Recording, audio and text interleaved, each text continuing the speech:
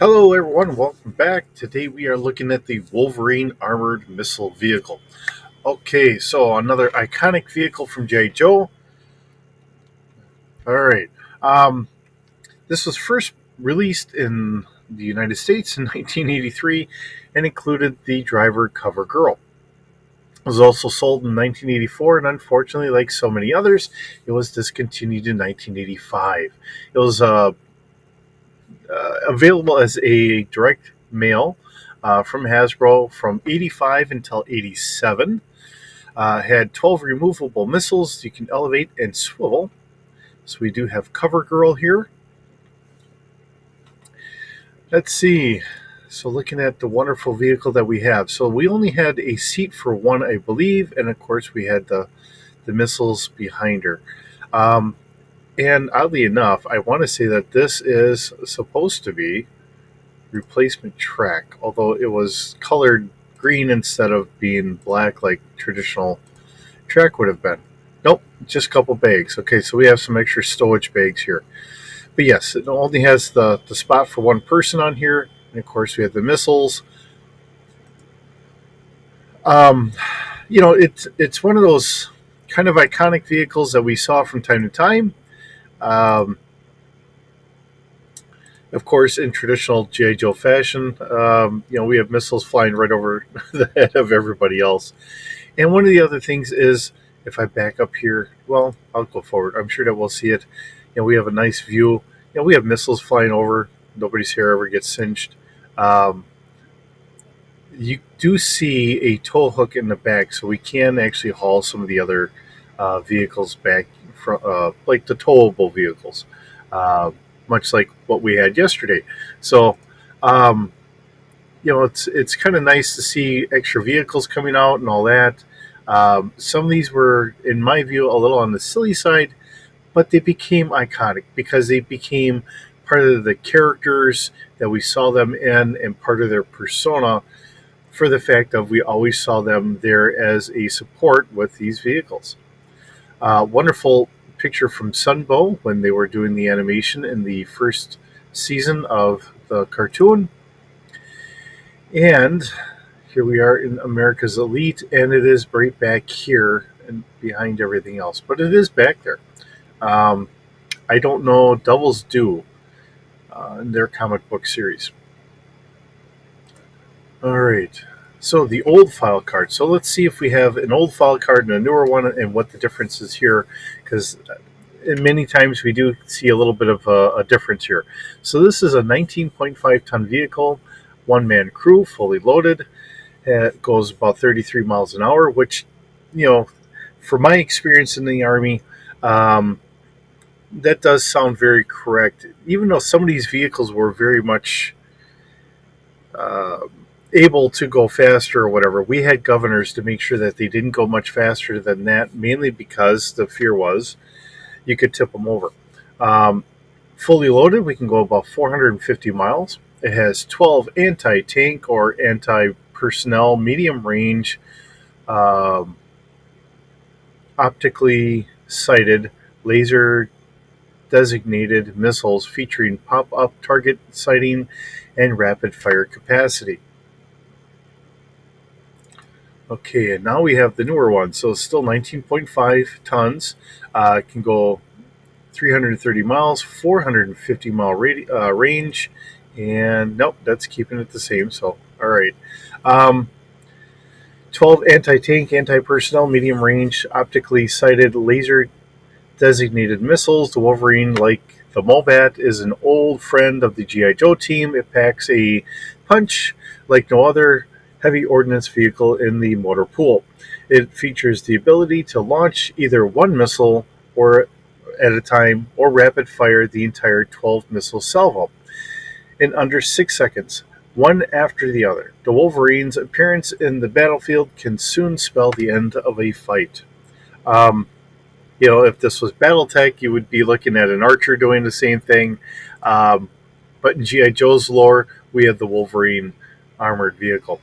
Um, it's interesting because everybody comes up with a vehicle that does very much the same thing, where it's a big missile platform to be able to do a lot of this stuff. So, All right, and of course, here's another file card.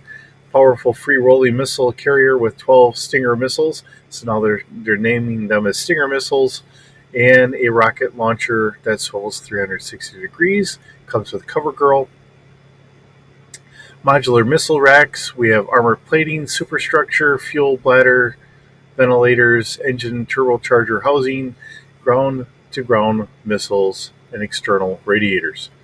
Um, it's not saying that we didn't upgrade it to a more common missile or whatever later, which would make a lot of sense in a lot of ways. Um, and here's from the old commercial. So, it is a wonderful vehicle. And, in a lot of regards, it's a smaller vehicle. 19 and a half tons is a little on the heavy side. Um,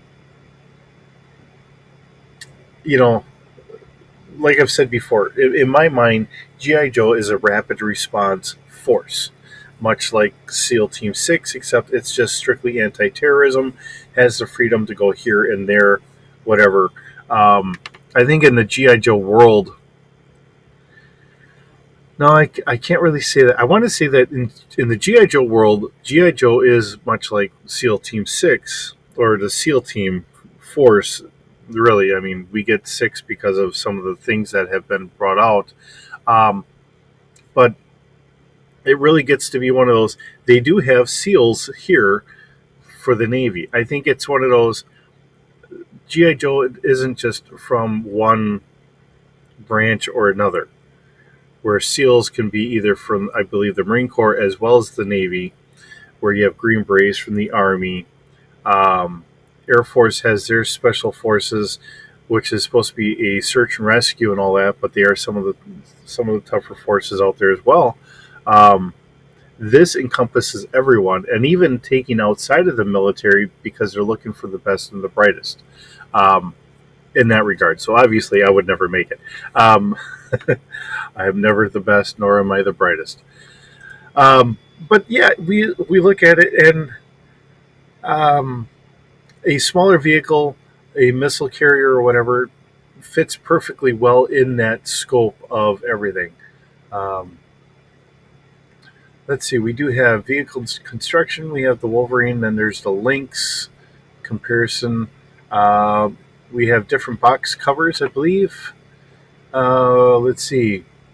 In Brazil, there was a difference, and of course, that's in Spanish, which I don't really read Spanish. So, Europe's early '80s Wolverine was recolored black and released as the Action Force Wolverine. In Brazil, the Wolverine was sold as I cannot pronounce that. I'm sorry. And in Japan, it was the Wolverine.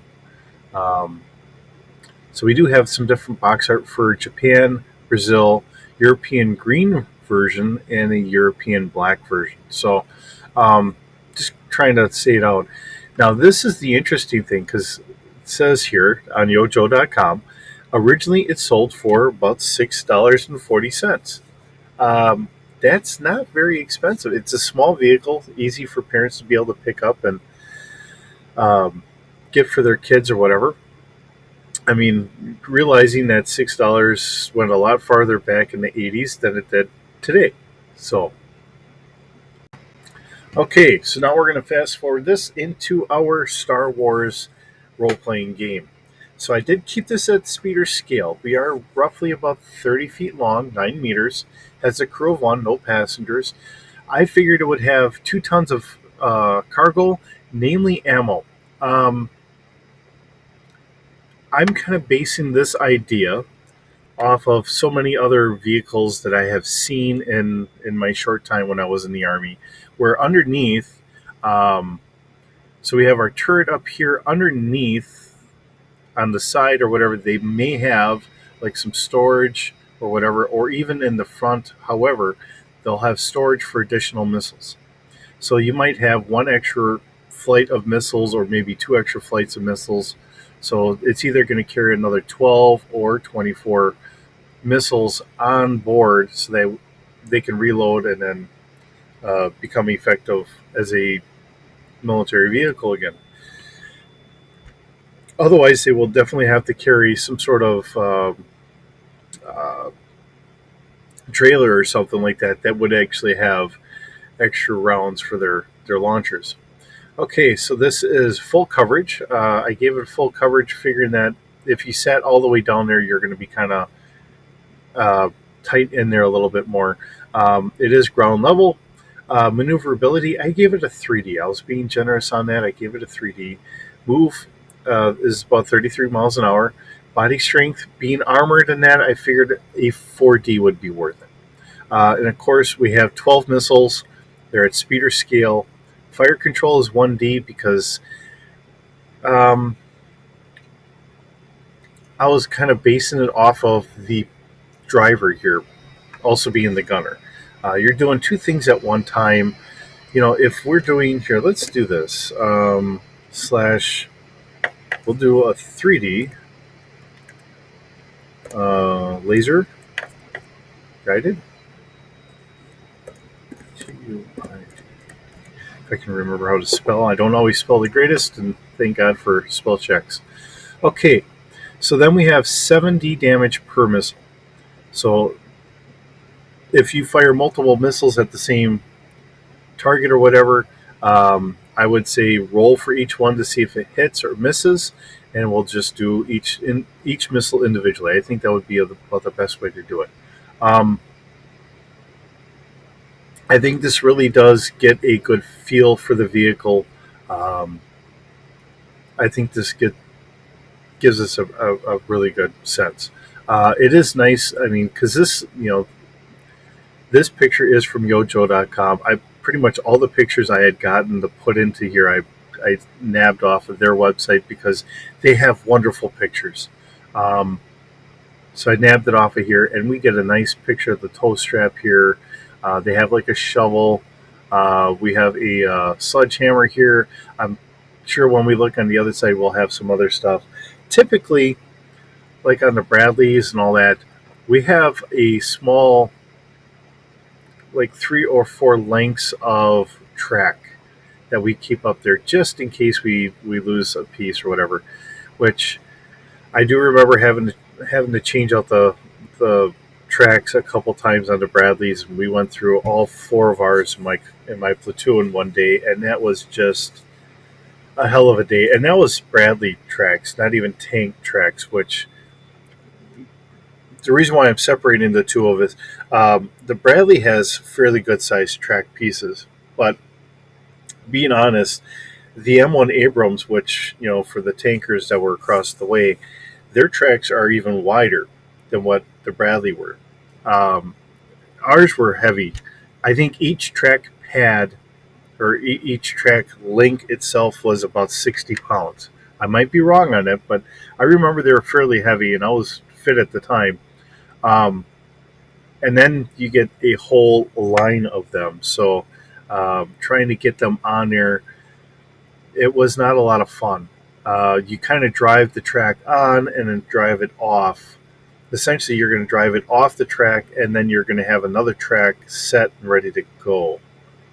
I don't know if that makes sense. Those that have been in the service and had to deal with this, I think it makes sense to them. But if you haven't been in there, it's really hard to explain because on the front we have a geared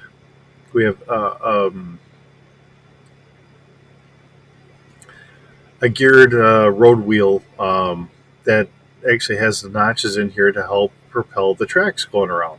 Um, so we would have to make sure it stayed on there so we could go forward, but then we would also have to try and make sure that we got the old ones on so you didn't lose that and you didn't come off and onto the ground, because then you're not going to get it back onto the uh, Bradley or whatever, or in this case, the Wolverine.